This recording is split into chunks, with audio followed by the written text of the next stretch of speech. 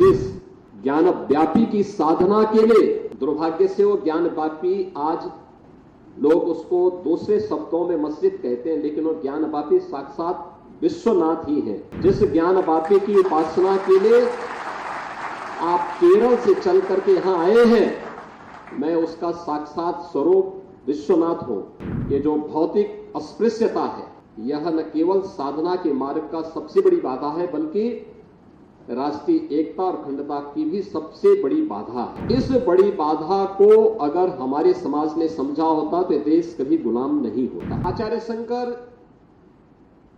जब अपने अद्वैत ज्ञान से परिपूर्ण होकर के आगे की साधना के लिए वे काशी में आए,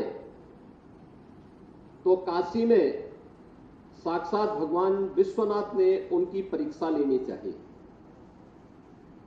और उन्होंने इस बात को देखा कि प्रातः काल जब ब्रह्म मुहूर्त में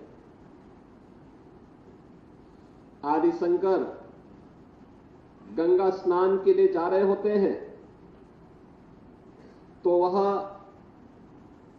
सबसे अछूत कही जाने वाली एक सामान्य व्यक्ति के रूप में वह उनके मार्ग के सामने खड़े हो जाते हैं।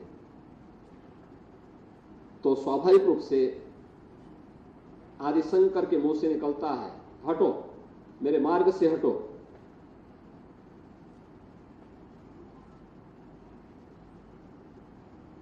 तो सामने से जो चंडाल होता है वह एक प्रश्न पूछता है कि आप तो अपने आप को अद्वैत ज्ञान के मर्मज्ञ मानते हैं, आप किसको हटाना चाहते हैं? आपका ज्ञान क्या इस भौतिक काया को देख रही है, इस भौतिक काया के अंदर बसे हुए ब्रह्म को देख रही है? अगर ब्रह्म सत्य है तो जो ब्रह्म आपके अंदर है वही मेरे अंदर भी है।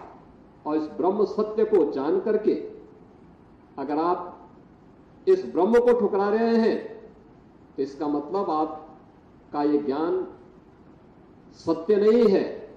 तो उन्होंने, वे भौचक थे, एक चंडाल के मुंह से इस प्रकार की बात। उन्होंने कहा कि आप कौन हैं, मैं जानना चाहता हूं। उन्होंने कहा कि जिस ज्ञान व्यापी की साधना के लिए, दुर्भाग्य से वो ज्ञान व्यापी आज लोग उसको दूसरे शब्दों में मस्जिद कहते हैं, लेकिन वो ज्ञान व्यापी साक्षात विश्वनाथ ही है।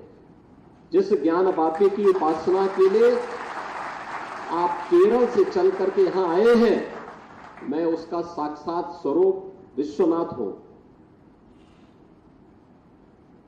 तो वह उनके सामने नतमस्तक होते हैं और उन्हें इस बात का पश्चाताप होता है कि नहीं, ये जो भौतिक अस्पृश्यता है, यह न केवल साधना के मार्ग का सबसे बड़ी बाधा है, बल्कि राष्ट्रीय एकता और अखंडता की भी सबसे बड़ी बाधा है। और इस बड़ी बाधा को अगर हमारे समाज ने समझा होता तो देश कभी गुलाम नहीं होता।